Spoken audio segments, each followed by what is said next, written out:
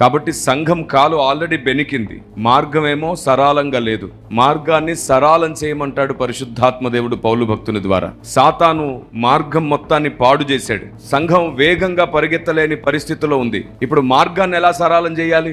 అసలు మార్గం ఎలా పాడైందో తెలుసుకుంటే ఎలా సరాలం చేయాలో అర్థమైపోతుంది మనకి. మార్గం ఎలా పాడయింది అంటే బోధ వల్ల, సాతాను బోధను కలిపి చెరపడం వల్ల సంఘం నడిచే మార్గం పాడైపోయింది.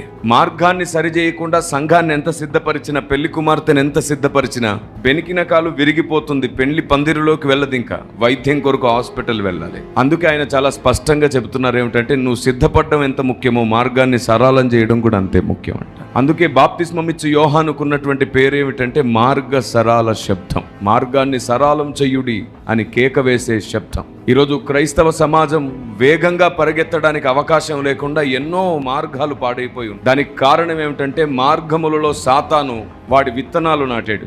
మార్గమును మనకు మనమే పాడు చేసుకునేటట్లు మనలో మన ఆలోచనలను చెడగొట్టాడు.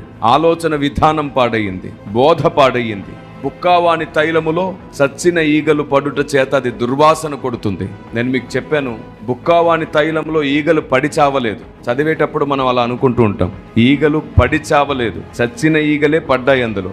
అంటే అర్థం ఏమిటన్నమాట?